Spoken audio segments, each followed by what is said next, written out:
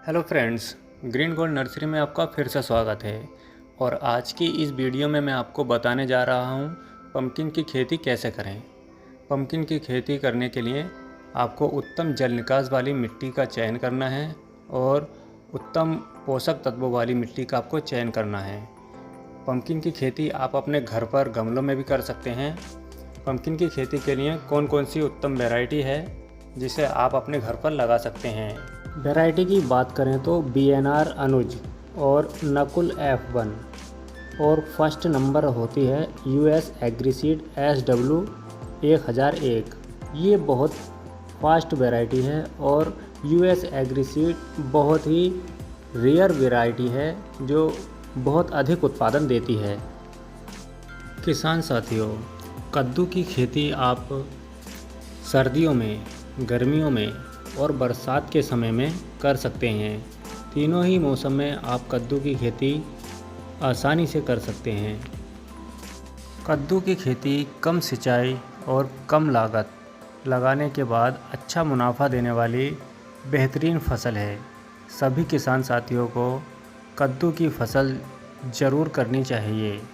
किसान साथियों, अगर कद्दू की खेती कर रहे हैं और बढ़वार अच्छे से नहीं हो रही है, पैदावार ठीक नहीं हो रही है, तो आपको समझ जाना चाहिए कि आपकी जो मिट्टी है वो कम उपजाऊ वाली है, कम पोषक तत्वों वाली मिट्टी है। इसके लिए आपको बेसल डोज में हमें देना है SSP खाद 50 किलोग्राम और DAP खाद 20 किलोग्राम और MOP खाद 15 किलोग्राम। इन तीनों को अच्छे से मिक्स कर लें और बुवाई के साथ, सिंचाई के साथ हमें ये दे देनी है।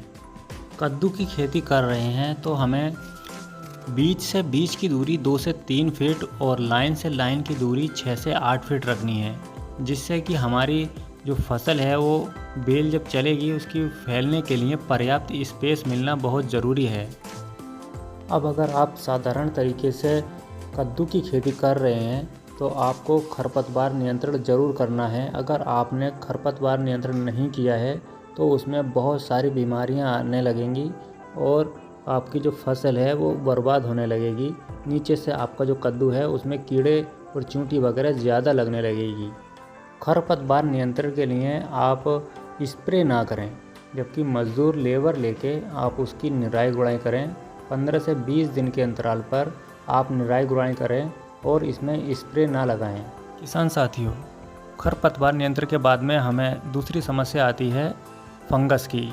लीफ माइनर है, मकड़ी है और कई तरह के फंगस हैं जिससे हमारा फूलों का झड़ना, फलों का सड़ जाना और फल अच्छी क्वांटिटी में नहीं आना। इसके लिए अगर किसी तरह का फंगस आपके फसल पर आ गया है तो हमें फर्स्ट स्प्रे 20 से 25 दिन की हमारी फसल हो जाए तब करना है। स्प्रे में हमें लेना है M45 फंगिसाइड 40 ग्राम और कॉन्फिडोर 10 ml और इसको 15 लीटर पानी में मिलाकर अच्छे से स्प्रे करना है।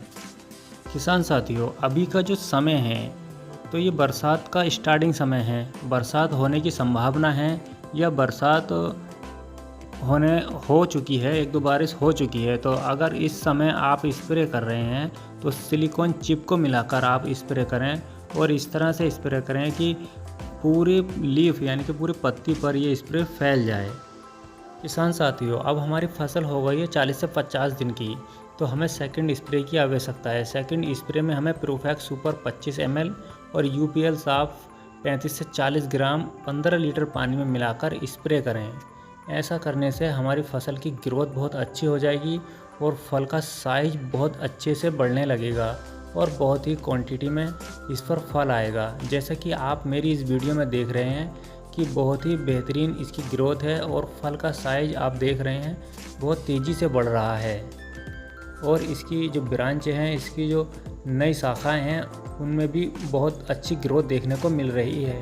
किसान साथियों, अब हमारी फसल हो गई है 70 से 75 दिन की, यानी कि 2 महीने से ऊपर की जब हमारी फसल हो जाए तो इसमें हमें थर्ड स्प्रे की आवश्यकता पड़ेगी।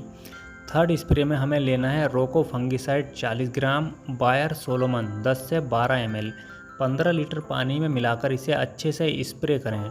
इस स्प्रे से क्या होगा, जो हमारे इल्ली है या फल छेदक की समस्या है ये नहीं आएगी, या एफिड जैसिड हैं या और किसी तरह के भी कीट हैं जो फंगस इसमें फैला देते हैं, हमारी फसल को बर्बाद कर देते हैं। इस तरह की समस्या हमारे इस थर्ड स्प्रे से नहीं आएगी और फल जो है हमारा बहुत अच्छी क्वालिटी वाला रहेगा, बहुत अच्छी उसकी शाइनिंग रहेगी और उसे मार्केटिंग करने में दिक्कत नहीं आएगी, बहुत आसानी से वो बिक जाएगा।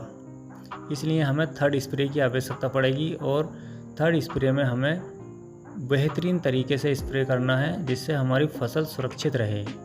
किसान साथियों, अगर आप खाद की बात करें तो हमें खाद में देना है यूरिया खाद 20 किलोग्राम, माइक्रो न्यूट्रिएंट 2 किलोग्राम और ह्यूमिक एसिड 10 किलोग्राम। इसको अच्छे से मिक्स कर लें और प्रति एकड़ की दर से इसे देना है और जड़ों में ये देना है, जड़ों के पास में इस खाद को देना है। इसका बहुत बेहतरीन रिजल्ट देखने को मिलेगा, बहुत अच्छी ग्रोथ आपको आपकी फसल में देखने मिलेगी, बहुत ही नई ब्रांचें और बहुत अधिक संख्या में फूलों का खिलना और बहुत अधिक संख्या में आपके फसल पर फल आने की संभावना बढ़ जाती है। साथियों, अब हमारी फसल हो गई है 100 से 110 दिन की, यानी कि 3 महीने से ऊपर की अगर जब हमारी फसल हो जाती है तो हमें फोर्थ स्प्रे की आवश्यकता पड़ती है। फोर्थ स्प्रे में हमें लेना है धानुका कोनिका फंगिसाइड 40 ग्राम और इमामेक्टिन बेंजोइड 10 ग्राम 15 लीटर पानी में मिलाकर इसका स्प्रे करें। इसका रिज़ल्ट बहुत बेहतरीन होता है, बहुत ही शानदार इस पर फ्लावरिंग होती है और बहुत शानदार हमारी फसल देखने को मिलती है। इस पर बहुत अधिक मात्रा में फ्रूटिंग होती है और बहुत स्ट्रॉन्ग इसकी फ्रूटिंग होती है, बहुत ज़बरदस्त इसका कलर बनता है और इस पर बहुत अधिक मात्रा में जब फ्रूटिंग होगी तो हमारी फसल मुनाफे वाली फसल रहेगी और आप इसका इस्तेमाल कर बहुत अच्छी फसल ले सकते हैं।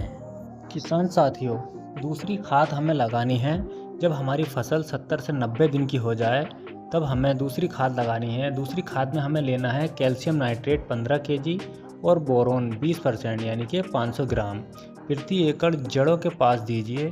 इसका बहुत शानदार रिजल्ट देखने को मिलेगा आपको, बहुत शानदार आपकी फसल रहेगी और बहुत बेहतरीन इसकी ग्रोथ रहेगी।